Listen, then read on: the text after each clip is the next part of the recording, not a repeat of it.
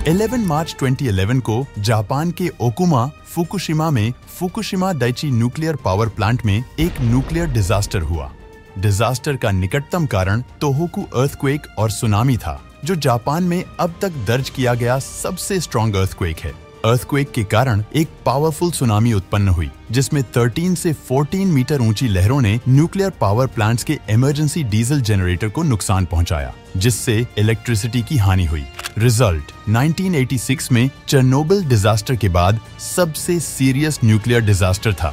1957 में मायाक में हुआ एक्सप्लोजन रेडियो एक्टिविटी के मामले में दूसरा सबसे बड़ा एक्सप्लोजन था। तो फुकुशिमा न्यूक्लियर डिजास्टर आखिर हुआ कैसे? क्या कॉज था इसके पीछे का? आइए जानने की कोशिश करते हैं आज के इस वीडियो में। आप सभी को अंदाजा तो होगा ही कि न्यूक्लियर एक्सीडेंट्स कितने खतरनाक होते हैं, पर क्यों? रेडियो एक्टिव मटेरियल्स के कारण। न्यूक्लियर एनर्जी प्लांट से निकलने वाले सब्सटेंसेस में मौजूद रेडियो एक्टिव मटेरियल्स बाहर रहने वाले लोगों, बिल्डिंग्स, फूड, वाटर और लाइव स्टॉक में बस सकते हैं और उन्हें कॉन्टैमिनेट कर सकते हैं। रेडियो एक्टिव पार्टिकल्स शरीर के अंदर जा सकते हैं यदि लोग इसे सांस के साथ लेते हैं या कुछ ऐसा खाते या पीते हैं जो इरेडिएटेड है। तो इससे लिविंग बॉडी में ऐसा क्या हो जाता है? ये हमारे बॉडी के डीएनए को डैमेज कर देता है, जिससे लोग कैंसर जैसी बीमारियों का शिकार हो आते हैं, और भी बहुत कुछ जिसके बारे में हम फिर कभी बात करेंगे। आज हम ऐसी एक घटना के बारे में बात करने वाले हैं जिसके बारे में शायद आपको नहीं पता, और ये घटना इतनी अनफॉर्चुनेट और कॉम्प्लिकेटेड हुई जिसका निवारण आज तक नहीं किया जा सका है। आज की कहानी में आगे बढ़ने से पहले जरूरी है आप जापान के आइलैंड्स के बारे में जान लें। जापान को मेजरली 4 आइलैंड्स में डिवाइड किया गया है: होकाइडो, होन्शु, शिकोकू और क्यूशु। बात है 11 मार्च 2011 की, जब जापान में 2:46 पर एक बहुत ही बड़ा भूकंप आया। यह जापान में अब तक दर्ज किया गया सबसे शक्तिशाली भूकंप था और 1900 में मॉडर्न साइस्मोग्राफी शुरू होने के बाद से दुनिया में रिकॉर्ड किया गया चौथा सबसे शक्तिशाली भूकंप था। चूंकि Japan Pacific ring of fire में स्थित एक देश है जो स्पॉट है दुनिया में होने वाले 90% अर्थक्वेक्स का, तो ये बहुत ही साइज्मिकली एक्टिव जोन है। अब बात करते हैं भूकंप के सोर्स की। तो ये भूकंप नॉर्थ पैसिफिक ओशन में आया था, जिससे सबसे ज्यादा प्रभाव होन्शु आइलैंड के तोहोकू रीजन के सबसे बड़े सिटी सेंदाई में पड़ा था। इस भूकंप से इतनी शक्तिशाली लहरें उठी जो लगभग 40 मीटर्स तक की ऊंचाई तक पहुंच रही थी। सोच कर देखिए, 40 मीटर्स। सुनामी के चलते 450,000 से अधिक लोग बेघर हो गए थे। 15,500 से अधिक लोग मारे गए। सुनामी ने देश के बुनियादी इंफ्रास्ट्रक्चर को भी सीवियर तरीके से डिस्ट्रॉय कर दिया था। पानी लगभग 10 किलोमीटर भीतर जमीन तक आ गया। इमेजिन कीजिए, आपका शहर समंदर के पानी में तैर रहा हो। बस यही हाल था सेंदाई शहर का। सेंदाई के रहने वालों को केवल 8 to 10 मिनट्स का ही समय मिला था। चेतावनी के समय और कुछ ही मिनटों में सब कुछ बहकर चला गया। ये अगर कम नहीं था तो सुनामी के बाद हुई बर्फबारी और फ्रीजिंग टेम्परेचर ने रेस्क्यू वर्क में काफी बाधा डाली। यह सुनामी फुकुशिमा दाइची में हुए न्यूक्लियर डिजास्टर का कारण बनी।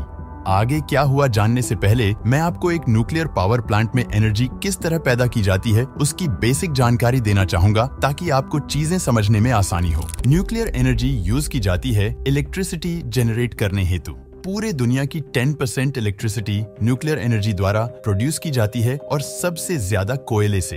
एक न्यूक्लियर रिएक्टर में मेन एनर्जी का सोर्स होती है हेवी एलिमेंट जैसे कि यूरेनियम, जो कि मोस्ट कॉमनली यूज्ड एलिमेंट है न्यूक्लियर एनर्जी प्रोड्यूस करने के लिए। इलेक्ट्रिसिटी जनरेट होती है न्यूक्लियर फिशन से। ये एक प्रोसेस होता है जहां एक एटम 2 या उससे ज्यादा स्मॉलर न्यूक्लियई में स्प्लिट होकर immense amount of energy release करते हैं। एक यूरेनियम जब एक न्यूट्रॉन से टकराता है तो टूटकर 2 या उससे ज्यादा न्यूक्लियाई पैदा करता है, और साथ में 2 या 3 न्यूट्रॉन्स भी। और जब ये न्यूट्रॉन्स आसपास के और यूरेनियम एटम से जाकर टकराते हैं तो ऐसे ही एक चेन ऑफ रिएक्शंस की शुरुआत होती है, जिससे बहुत ज्यादा मात्रा में एनर्जी रिलीज होती है, जिसकी मदद से फिर बिजली का उत्पादन किया जाता है। अब इस चेन ऑफ रिएक्शंस को कंट्रोल करने की ऑब्वियसली जरूरत पड़ेगी, तो इसे कंट्रोल करने के लिए होते हैं 2 कंट्रोल रॉड्स, ताकि जब भी हमें इसके रेट ऑफ फिशन को कम करना हो तो हम कंट्रोल रॉड्स का इस्तेमाल कर सकें। नेक्स्ट आता है मॉडरेटर, जो फास्ट मूविंग न्यूट्रॉन्स की स्पीड को कम कर देता है। नेक्स्ट है कूलेंट, जिसमें हेवी वाटर नाम का एक लिक्विड होता है जो एक्सेसिव हीट को अब्सॉर्ब करके उसको कूल रखता है, जैसे कि हमें इसके नाम से ही पता चल रहा है। आप सोच रहे होंगे कि सुनामी और न्यूक्लियर डिजास्टर का क्या ताल्लुक है ना? आगे सुनिए क्या होता है। जिस वक्त भूकंप आया उस वक्त जापान के 4 न्यूक्लियर पावर प्लांट के 11 रिएक्टर्स काम कर रहे थे और दुनिया में सारे न्यूक्लियर रिएक्टर्स साइस्मिकली रेजिस्टेंट बनाए जाते हैं। मतलब ये कि अर्थक्वेक आने पर ये ऑटोमेटिकली बंद हो जाते हैं। अगर आपको पता नहीं तो बता दूं, जापान पूरी दुनिया में डिजास्टर मैनेजमेंट के लिए जाना जाता है, यानी कि यहाँ के सारे इंफ्रास्ट्रक्चर्स डिजास्टर मैनेजमेंट को मद्देनजर रखते हुए बनाए जाते हैं। ये रिएक्टर्स साइस्मिकली रेजिस्टेंट तो थे, लेकिन सुनामी रेजिस्टेंट नहीं, और दिक्कत यहीं आ जाती है। सुनामी रेजिस्टेंट नहीं होने के बावजूद भी इन रिएक्टर्स को हर इमरजेंसी सिचुएशन के लिए तैयार रखा जाता है। तो इस सिचुएशन को टैकल करने के लिए भी बैकअप जनरेटर्स रेडी थे, क्योंकि किसी चलते हुए रिएक्टर में immense amount of heat release होती है, जिसे बकायदा ठंडा किया जाता है और पूरे प्रोसेस के बाद वह शट डाउन होते हैं। और ऐसे में उन्हें सडनली बंद कर देना, यानी उस immense amount of energy in the form of heat को यूं ही अनट्रीटेड छोड़ देना। तो सोचिए, इतनी सारी हीट एनर्जी, वो भी रेडियो एक्टिव सब्सटेंस से निकली हुई, तो कितनी खतरनाक होगी वो। उन 11 में से 8 रिएक्टर्स तो 4 दिन के अंदर अंदर ठंडे पड़ गए, जिन्हें टेक्निकल भाषा में कहा जाता है कोल्ड शटडाउन। लेकिन दिक्कत आई फुकुशिमा दाइची पावर प्लांट के 3 रिएक्टर्स में। It lost power at 3:42 PM, जब वह पूरी साइट सुनामी के पानी से भरा हुआ था, अर्थक्वेक आने के ऑलमोस्ट 1 घंटे बाद। हालांकि दाइची पावर प्लांट के तीनों रिएक्टर्स सक्सेसफुली बंद कर दिए गए थे, लेकिन कूलिंग करने के लिए जो 13 बैकअप जनरेटर्स थे, उनमें से 12 जनरेटर्स पानी भर जाने की वजह से ठप्प पड़ गए थे, जिनसे रेजिडुअल हीट रिमूवल को अंजाम दिया जाना था। और रेजिडुअल हीट रिमूवल सिस्टम के ना होने से रिएक्टर्स के अंदर जो हीट जनरेट हो रखी थी, उसने फ्यूल रॉड्स, जहां फ्यूल यानी कि यूरेनियम को रखा जाता है, को पिघलाना शुरू कर दिया, जिससे रेडिएशंस बाहर निकलने का खतरा बढ़ चुका था। इतना हॉट मेल्टेड मटेरियल जब किसी चीज पर गिरेगा तो सोचिए क्या होगा, वह पिघलकर छेद हो जाएगा। तो यही हाल हुआ उस कंटेनमेंट वेसल का भी। आपको मालूम नहीं होगा तो मैं बता दूं, कंटेनमेंट वेसल 4th और फाइनल बैरियर होता है। रेडियो एक्टिव मटेरियल के रिलीज होने में ये न्यूक्लियर रिएक्टर का लास्ट बैरियर होता है। इन सभी प्रोसेसेस के चलते अंदर हाइड्रोजन गैस डेवलप हो चुका था और प्रेशर बिल्डअप के कारण मार्च 12 को रिएक्टर 1 और मार्च 14 को रिएक्टर 2 में ब्लास्ट हो गया। अब सरकार तुरंत हरकत में आते हुए एक इवैक्यूएशन जोन का ऐलान करती है। उस न्यूक्लियर रिएक्टर के चारों ओर 30 किलोमीटर रेडियस के दायरे में, और वहां रहने वाले निवासियों को वहां से चले जाने का सुझाव दिया गया। आने वाले कुछ दिनों में लगभग 47,000 लोग अपना घर छोड़कर चले गए। वर्कर्स अपनी जी जान लगाकर जुट गए थे उन रिएक्टर्स को कूल शटडाउन करने के लिए। क्या कुछ नहीं किया गया, ट्रक्स भर भर कर पानी फिकवाया गया, हेलीकॉप्टर से साइट पर पानी गिराया, और न जाने क्या कुछ नहीं किया गया उसे ठंडा करने। थोड़े दिन बाद पाया गया कि रेडिएशन लेवल थोड़ा कम हुआ है, पर ऊपर उठ रहे धुएं के कारण रिस्क ऑफ रेडिएशन एक्सपोजर बढ़ जाता है। कंटेमिनेटेड लैंड के ऊपरी सरफेस से लगभग 5 सेंटीमीटर मिट्टी हटाकर डिकंटेमिनेट किया जाता है। फिर उस मिट्टी को फुकुशिमा दाइची के ठीक बाहर इंटरिम स्टोरेज फैसिलिटी में रखा जाता है, उसे फाइनल डिस्पोज ऑफ करने तक। ये प्रॉब्लम निपटी नहीं कि दूसरी तैयार थी। रिएक्टर्स को कूल करने का काम अब भी जारी था, और साथ ही ये खबर आ गई कि there is an increased levels of radiation in local foods and water, जिससे गवर्नमेंट ऑफिशियल्स को खाना और पानी के कंजम्पशन पर वार्निंग जनहित जारी करनी पड़ी। मार्च के एंडिंग तक प्लांट के पास के ओशन वाटर में हाई लेवल्स ऑफ I-131, जो कि यूरेनियम फिशन का बाय प्रोडक्ट होता है, जो पाया गया, जो कि रिएक्टर्स के टनल्स और ट्रेंचेस में क्रैक के कारण पानी में रिलीज हो गया था। अप्रैल 6 को ऑफिशियल्स ने डिक्लेयर किया कि उन क्रैक्स को सील कर दिया गया है। अब सवाल आता है, उस इरेडिएटेड पानी का क्या किया जाए जो वहां भरा हुआ था इतने दिनों से? तो उसे एक ऑन साइट स्टोरेज बिल्डिंग में स्टोर करवा दिया गया, ताकि उसे वहां ट्रीट करके इन फ्यूचर रिलीज किया जा सके। द 12th of April को न्यूक्लियर रेगुलेटर्स ने न्यूक्लियर इमरजेंसी के सेवेरिटी लेवल को 5 से 7 कर दिया, जो कि इंटरनेशनल एटॉमिक एनर्जी एजेंसी के द्वारा सेट की गई हाईएस्ट लेवल थी। इस लेवल के साथ अब ये चेर्नोबिल एक्सीडेंट के समान लेवल पर आ गई थी, पर फिर भी ये इतनी पॉपुलर नहीं हुई जितना चेर्नोबिल। अगर आपको मालूम नहीं तो बता दूं कि ये घटना 1986 में सोवियत यूनियन के चेर्नोबिल न्यूक्लियर पावर प्लांट में हुई थी, जो आज तक हुई न्यूक्लियर डिजास्टर की सबसे भयानक घटना है। दिसंबर तक आते आते जापानीज पीएम ने इसे रिस्क फ्री घोषित कर दिया, यानी कोल्ड शटडाउन पूरा हुआ। आगे आने वाले सालों में जैसे जैसे उस एरिया के रेडियो एक्टिविटी पर रिसर्च होते गई, वैसे वैसे और परतें खुलती गई।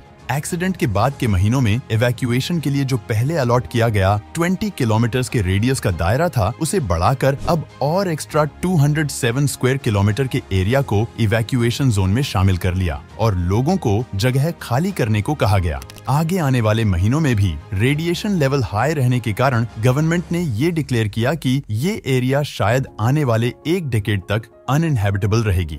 जुलाई 2013 की शुरुआत में 20 किलोमीटर के इवैक्यूएशन वार्निंग जोन के भीतर और बाहर वाले कुछ एरियाज जहां रेडिएशन लोअर लेवल पर आ गई थी, उसमें इवैक्यूएशन के आदेश हटा दिए थे।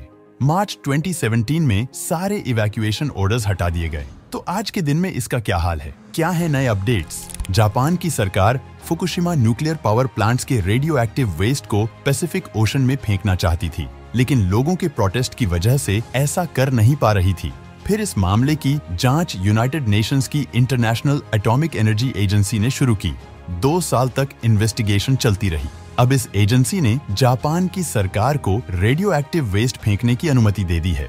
एजेंसी की जांच में पता चला है कि पैसिफिक ओशन में कचरा फेंकने से इंसानों, जीवों या एनवायरनमेंट को मामूली सा नुकसान हो सकता है, लेकिन उससे घबराने की जरूरत नहीं है। IAEA के चीफ राफेल ग्रोसी ने जापान के प्राइम मिनिस्टर फ्यूमियो किशिदा को जांच की अंतिम रिपोर्ट देते हुए कहा कि आप कचरे को फेंक सकते हैं। हालांकि यह काम एजेंसी के कर्मचारियों की निगरानी में होगा, यानी जापानी सरकार फुकुशिमा न्यूक्लियर पावर प्लांट से न्यूक्लियर वेस्ट एजेंसी के अधिकारियों के सामने ही समंदर में फेंक पाएगी। इस रेडियो एक्टिव वेस्ट का असर 30 से 40 साल तक रहने की आशंका है। हालांकि जापान की सरकार ने कहा है कि उन्होंने 500 ओलंपिक स्विमिंग पूल के आकार जितने रेडियो एक्टिव वाटर की प्रोसेसिंग कर ली है। अब इस पानी को ओशन में फेंकना है। इसके अलावा सॉलिड न्यूक्लियर वेस्ट भी मौजूद है, उसे भी फेंका जाएगा। पिछले साल जापान को इस काम के लिए प्रारंभिक अनुमति मिली थी। जापान के न्यूक्लियर रेगुलेशन अथॉरिटी ने न्यूक्लियर प्लांट के वेस्ट वाटर को ट्रीट करके पैसिफिक ओशन में फेंकने की अनुमति मांगी थी, जिसके लिए जापान सरकार की कैबिनेट ने एक बिल पास किया था। दिक्कत ये थी कि जापान में रूल है कि कोई भी नया काम करने से पहले जिसमें लोगों के जनजीवन पर असर पड़ता हो, उसके बारे में लोगों से राय ली जाती है। लोगों ने अथॉरिटी के इस प्लान का विरोध किया था, जिसके बाद यूनाइटेड नेशंस के IAEA से मांग की गई कि उसके अधिकारी इसकी जांच करें, जबकि वो एक बार जांच करके जा चुके थे। रिएक्टर को ऑपरेट करने वाली कंपनी टेपको ने रेडियो एक्टिव वाटर का ट्रीटमेंट शुरू कर दिया था। अब जो भी वाटर या सॉलिड वेस्ट वहां मौजूद है, उसे पैसिफिक ओशन में धीरे धीरे करके फेंका जाएगा। हालांकि इसके विरोध में स्थानीय मछुआरे हैं, क्योंकि मछलियों में रेडिएशन जाने की वजह से उनका बिजनेस चौपट होगा। फुकुशिमा न्यूक्लियर रिएक्टर का हादसा दुनिया के सबसे खतरनाक न्यूक्लियर एक्सीडेंट्स में गिना जाता है। इस काम को लेकर एक मॉडलिंग स्टडी आई थी, जिसमें कहा गया था अगर रेडियो एक्टिव वाटर को ट्रीट करके पैसिफिक ओशन में डालेंगे तो यह 1200 दिनों में यह नॉर्थ पैसिफिक ओशन में फैल जाएगा, नॉर्थ अमेरिका और ऑस्ट्रेलिया तक पहुंच जाएगा। 3600 दिन पूरा होते होते रेडियो एक्टिव वाटर में मौजूद पोल्यूटेंट्स पूरे पैसिफिक ओशन को घेर लेंगे। आपको क्या लगता है, क्या जापान का ये फैसला सही है? उसे अपने इकोनॉमी के बारे में सोचना चाहिए या एनवायरमेंटल हेल्थ के बारे में? कमेंट करके अपनी राय हमें जरूर बताएं। अगर वीडियो अच्छा लगा हो तो इस वीडियो को लाइक कर दीजिए और चैनल को सब्सक्राइब जरूर कीजिए। ये आपके लिए तो बिल्कुल फ्री है, लेकिन हमारे लिए ये बहुत ज्यादा मोटिवेशन का काम करता है। मिलते हैं आपसे ऐसी ही बेहतरीन इन्फॉर्मेशन के साथ। आपको पता है दुनिया में सबसे खतरनाक आइलैंड कौन सा है? इसकी पूरी इन्फॉर्मेशन यहाँ क्लिक करके देख सकते हैं। धन्यवाद।